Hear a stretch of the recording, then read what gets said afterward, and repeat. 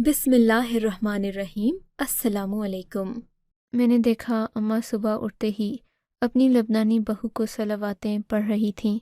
अरे भाई, हम ये लड़की क्या ले आए, घर में तो नुहुसत ही फैल गई है। अम्मा क्या हुआ? मैं भी अपने कमरे से आंखें मलती बाहर आई तो अम्मा बोली, बस देख लो समीना, मैंने तो पहले ही कहा था कि ये लबनानी लड़की मेरे बेटे को डबो देगी, उसे कहीं का नहीं छोड़ेगी। पर तुम्हारे अब्बा ही कहते थे कि ये लोग बड़े मजबूत जिस्म के मालिक होते हैं, हमारी नस्ल तब्दील हो जाएगी, नस्ल में एक सेहतमंद औलाद का इजाफा होगा।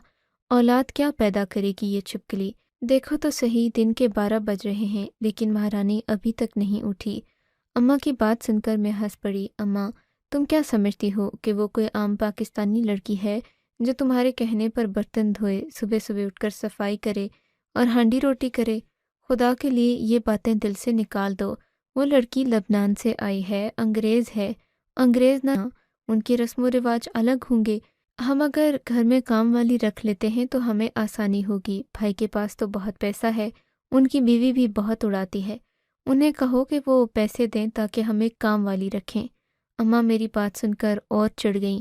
क्यों भाई, बहू को घर में क्या शोपीस बनाकर लाया जाता है? उसे काम के लिए ही तो लाया जाता है, वही करेगी काम। अम्मा ये बातें कर ही रही थीं, फिर बोलीं, जाकर उसे उठा कर लाओ, काफ़ी देर हो गई है। मैं भाभी के कमरे की तरफ चल पड़ी। अम्मा भी मेरे पीछे पीछे आ गईं। दरवाजे के बाहर पड़े अदरक के ढेर सारे छिलके देखकर अम्मा का पारा और चढ़ गया था।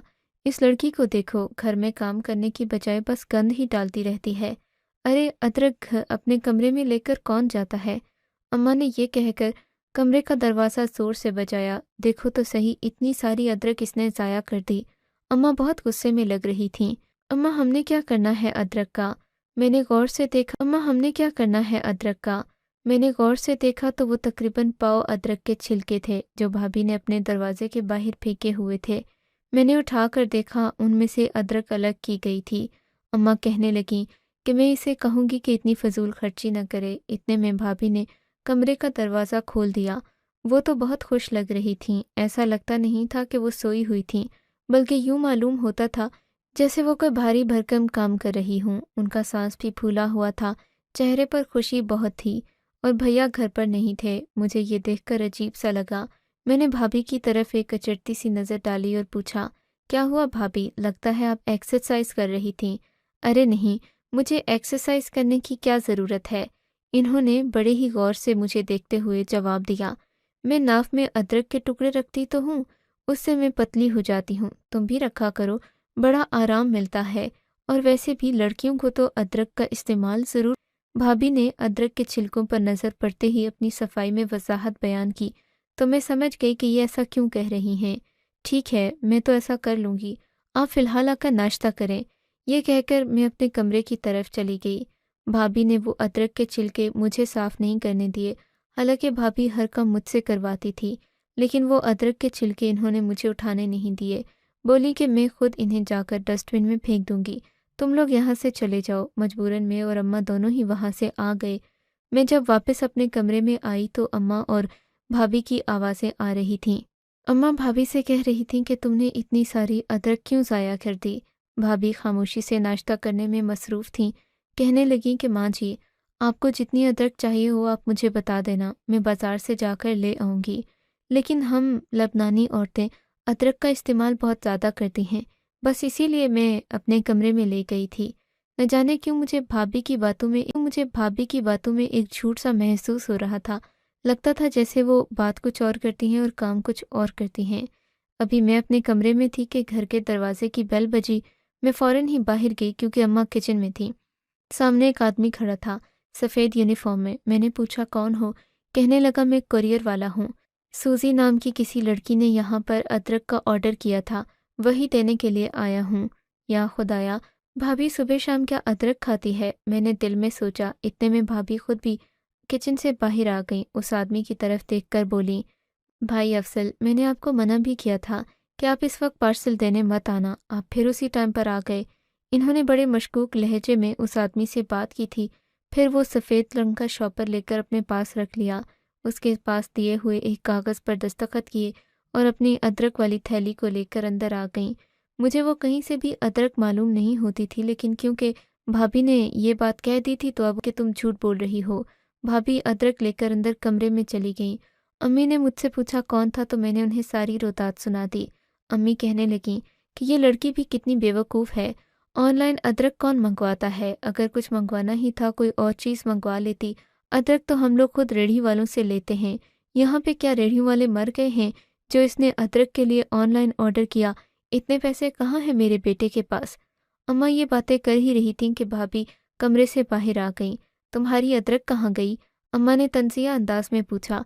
वो तो मैंने अपने कमरे में रख दी, मैं सिर्फ रात को ही इस्तेमाल करती हूँ, दिन में इस्तेमाल नहीं करती। तो तुम किचन से ले जाती अदरक, किसी चीज़ की कमी तो नहीं है यहाँ पर? अम्मा के कहने पर भाभी ने अपना मुंह बना लिया। बोली कि मैं बस अपनी ख़ास अदरक ही इस्तेमाल करती हूँ, आप लोगों की दी हुई किसी चीज़ को हाथ नहीं लगाऊंगी। ये बात सुनकर अम्मा को बुरा लगा था, लेकिन वो खामोश रही थीं। फिर अम्मा ये कहकर चुप हो गईं कि शाम को अफजल आएगा तो मैं उससे इस बात का जिक्र करूँगी कि ये लड़की खामखा फजूल खर्चियाँ करती है।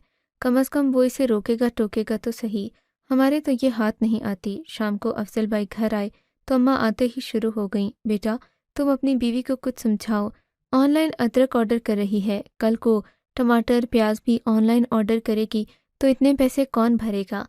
कौन सी अदरक अम्मा? मैंने तो कहीं नहीं देखी, अपनी बीवी से पूछो ना, उसने कमरे में अदरक मंगवा कर रखी है। अब अगर चीज़ मंगवानी ही थी तो मुझसे कहती, मैं जाकर बाजार से ले आती। ये बात सुनकर भाई ने फीकी सी मुस्कुराहट दी और बोला, अम्मा मैं क्या कर सकता हूँ, वो मेरी बीवी है, मैं उसे कुछ कह भी नहीं सकता, उसकी आदत ऐसी ही है। वो लबनान में होते हुए भी हर चीज़ बाहर से ऑर्डर करती थी। दरअसल ये वहाँ का रिवाज है, सब्ज़ी गोश्त हर चीज़ बाहर से ऑर्डर की जाती है, तभी तो घर वाले सुकून से रहते हैं। बस इसे भी यही आदत पड़ी होगी, थोड़ा सा आपके साथ रहेगी तो ठीक हो जाएगी। मैंने भाई के चेहरे की तरफ गौर से देखा, मैं तो हैरान ही रह गई थी। भाई का चेहरा उतरा हुआ था, रंग पीला पड़ गया था और ऐसे लगता था जैसे भाई के आधे सर के बाल भी गिर गए हों। मुझे भाई को देखकर बहुत तरस आ रहा था, ऐसा लगता था जैसे भाई बहुत काबिले रहम हो गया हो। भाई आपकी सेहत को क्या हुआ है? मैंने भाई के माथे पर हाथ लगाया तो उन्हें बहुत तेज़ बुखार था। ये देखकर मैं भी चौंक गई। भाई क्या हुआ है? आपने हमें बताया भी नहीं कि आप इतने बीमार हैं। भाई ने गुस्से से मेरा हाथ झटका और बोला, तुम लोगों को मेरी इतनी फिक्र नहीं है जितना तुम लोग जाहिर करते हो। मैं तो इस पूरी दुनिया में अकेला हूँ, मुझे नहीं पता कि मेरा क्या होगा। मौत ही मेरी सब मसलों का हल हो सकती है। भाई ये कहकर ऊंची आवाज़ में मुझे डांटते अपने कमरे में चले गए। मैं तो हक्का बक्का भाई को देखती ही रह गई। मैंने सोचा भी नहीं था। मुझे भाई का ये रवैया बहुत बुरा लगा था, लेकिन मैंने अम्मी को इस बात की शिकायत नहीं कि हज़ारों गिले शिकवे हों। ये ना हो कि सारा नस्ला बीवी पर गिरे तो वो बेचारी भी बदगुमान हो जाए। लेकिन फिर एक ऐसा वाक़या हुआ जिसने हम सबको मज़ीद शक में डाल दिया। हुआ कुछ यूँ कि अगली सुबह जब मैं भाभी के कमरे के दरवाजे पर दस्तक देने गई तो इन्होंने दरवाज़ा नहीं खोला। अंदर से किसी के रोने की आवाज़ें आ रही थीं। ऐसा लगता था जैसे कोई दर्द से कराह रहा हो। मैंने दरवाज़ा ज़ोर से बजाया। भाई की मरियल सी आवाज़ आई, अंदर आ जाओ बिस्मा, मैं जाग रहा हूँ। मैंने दरवाजे को धक्का दिया तो वो खुल गया। हालांकि भाई भाभी के दरवाजे पर हमेशा कुंडी लगी रहती थी, लेकिन आज मैंने देखा भाई दरवाज़ा खोल कर ही लेटे हुए थे। मेरी नज़र भाई पर पड़ी तो कलेजा मुंह को आ गया। उनकी आंखें सूजी हुई थीं, लगता था जैसे वो बहुत बीमार हैं। मैं उनके पास जाकर बैठ गई। क्या हुआ है भाई, आप अपनी बीमारी का हमें बताते क्यों नहीं? चले मैं आपको डॉक्टर के पास लेकर चलती हूँ। अम्मा को भी बताती हूँ, आप तैयार हो जाएं, आपकी बुरी हालत है। मैंने भाई से कहा तो भाई और गुस्सा हो गए। मैं छोटा बच्चा नहीं हूँ कि तुम लोग मुझे अस्पताल लेकर जाओ।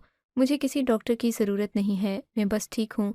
अगर तुम मुझे चिकन सूप बना कर दे दोगी तो मैं मज़ीद अच्छा हो जाऊँगा। और हाँ, अम्मा को मेरे कमरे में भेजना, मुझे उनसे ज़रूरी बात करनी है। मैंने जाकर अम्मा को सारी बात बताई। अम्मा भी भैया के कमरे में चली गई। मैं भी उनके पीछे पीछे आ गई, पर भैया ने मुझे बाहर जाने का हुक्म दे दिया। मैं मजबूरन बाहर चली आई क्योंकि वो मेरे सामने बात नहीं करना चाहते थे। मैं बाहर से देख रही थी। मैंने नोट किया था कि मेरे भाई की बात सुनकर अम्मा बहुत परेशान हो गई थीं। इन्होंने अपने बेटे को तसल्ली दी और फिर कमरे से बाहर आ गईं। मैंने देखा उनके चेहरे पर परेशानी के आसार थे, आंखों में आंसू थे, वो बहुत अज़ियत में लग रही थीं। वापस आकर अम्मा ने भी अपने कमरे का दरवाज़ा बंद कर दिया। मुझे किसी ने कुछ नहीं, मैं तो बस परेशान हवरनकों की तरह देखती ही रह गई थी। अब मुझे अब्बा के आने का इंतज़ार था। शाम को अब्बा आए तो मैंने उन्हें भी बता दिया कि भाई और अम्मा के बीच में कोई बात हुई है। लगता है कि परेशानी वाली बात है, लेकिन ना ही मुझे अम्मी ने कुछ बताया है और ना भैया बता रहे हैं। अब आप अम्मी से खुद ही पूछ लें कि क्या मामला हुआ है, इतनी परेशानी क्या है जो मुझे कोई कुछ नहीं बता रहा। अब्बा अम्मा के कमरे में चले गए। मैं बाहर चाय बनाने लगी, तभी मुझे भाई के कमरे से हल्की हल्की चीखों और सिसकियों की आवाज़ आई।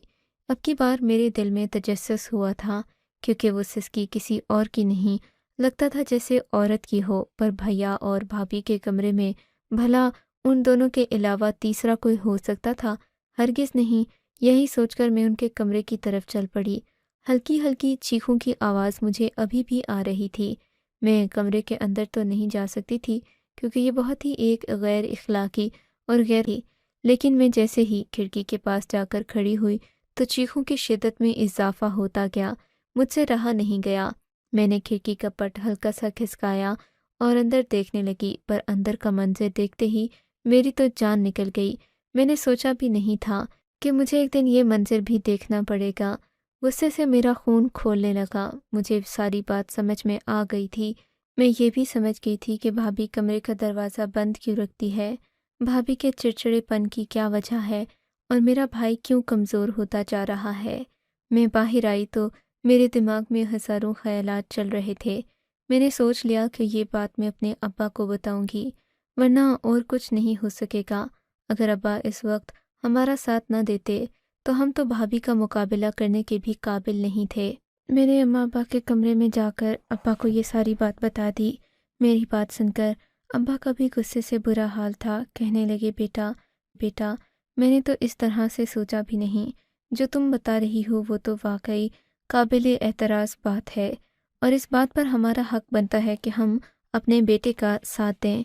अब्बा ने मुझे ये भी कहा कि तुम अपनी भाभी को किसी भी तरीके से इस बात की खबर ना होने देना कि हमें ये सब बात पता है, और हम जो आगे करने जा रहे हैं इस बारे में भी इस औरत को नहीं बताना। मैंने अब्बा की बात पर सख्ती से अमल किया था। मैं अपने कमरे में आ गई और आकर सोचने लगी कि सुबह का दिन कैसे गुजरेगा, मैं भाभी से क्या क्या बातें करूंगी, और अब्बा की हिदायत पर अमल करते हुए मुझे सब लोगों को घर से बाहर लेकर जाना था। सुबह हुई तो मैं नाश्ते की मेज़ पर आई। भाभी और भैया भी सामने मेज़ पर बैठे थे। भैया की हालत काबिल रहम थी। मैंने देखा उनकी आंखें सुर्ख हो रही थीं और वो इस कदर मुरझाए हुए थे कि ऐसा चेहरा मैंने उनका इससे पहले कभी भी नहीं देखा था।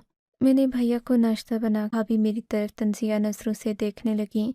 बोली कि आज मेरा इस घर में आखिरी दिन है। मैंने चौंक कर भाभी की तरफ देखा। दिल में सोचा कि कहीं इनको मेरे मंसूबे के बारे में खबर तो नहीं हो गई।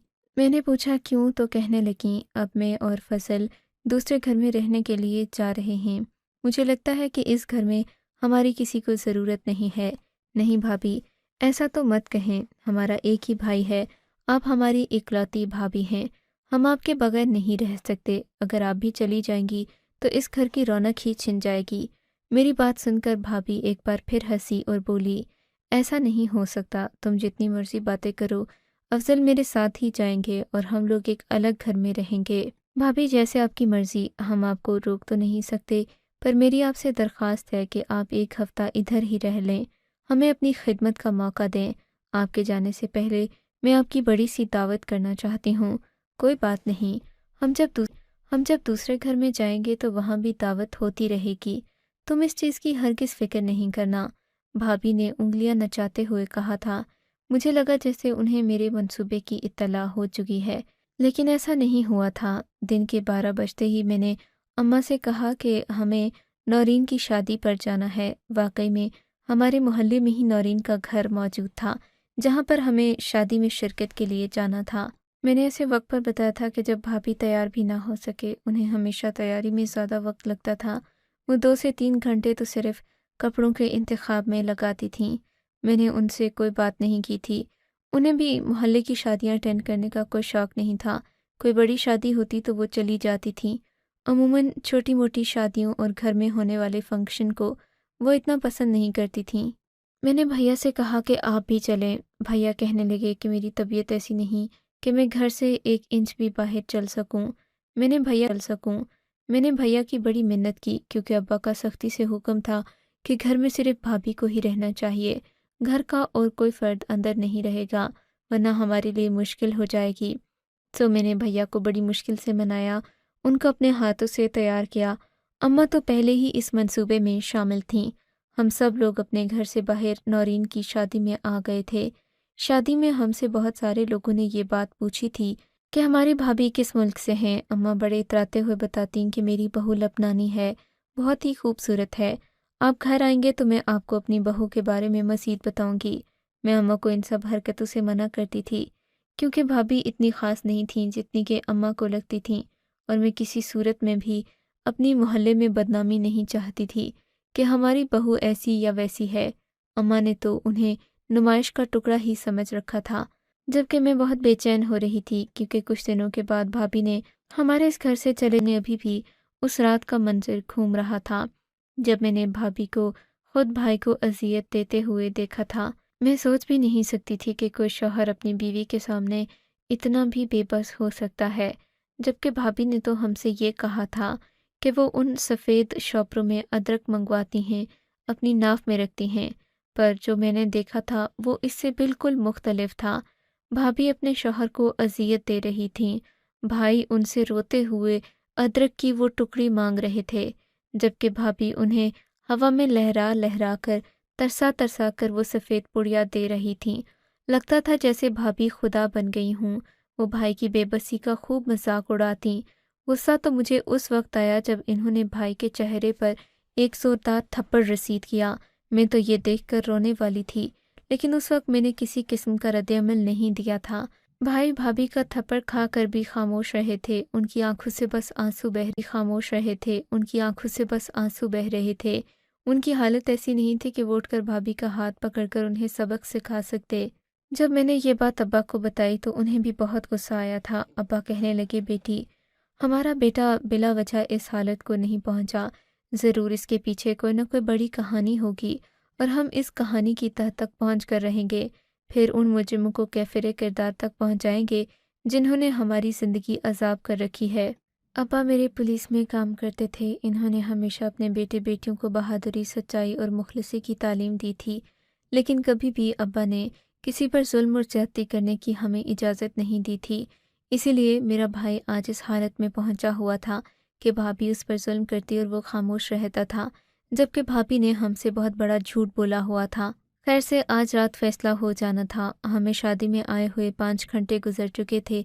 मेरे भाई की तबीयत ख़राब होने लगी, उन्हें चक्कर आने लगे, उल्टी भी महसूस हो रही थी। भाई ने कहा कि इस वक्त हमें घर चले जाना चाहिए, मेरी तबीयत बहुत ख़राब हो रही है, मुझे अपने कमरे में जाना है।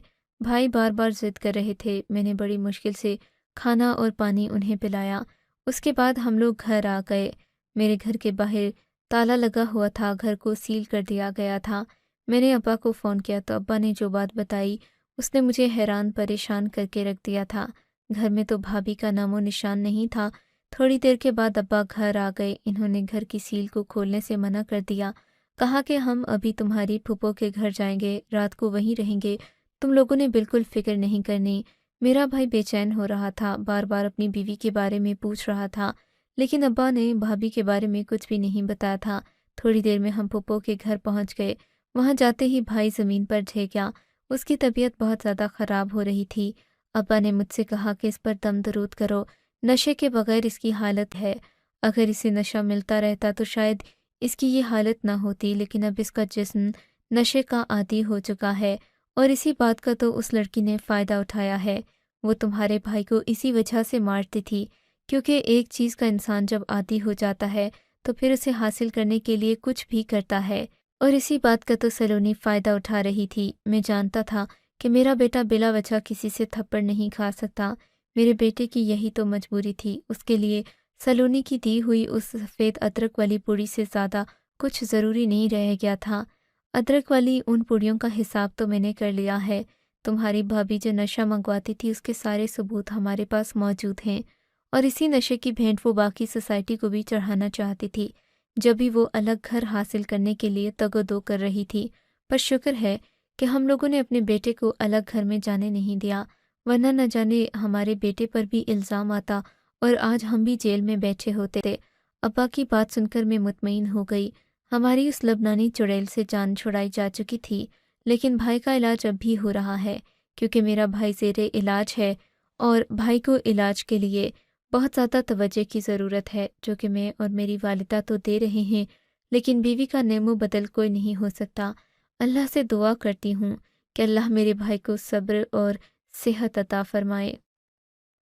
آپ کو اگر یہ کہانی اچھی لگی ہے تو اس ویڈیو کو لائک کیجیے اور اس طرح کی مزید کہانیاں سننے کے لیے ہمارے چینل کو ضرور سبسکرائب کیجیے۔ کہانی سننے کا شکریہ۔ آپ سے ملاقات ہوگی اگلی ویڈیو میں، تب تک کے لیے اللہ حافظ۔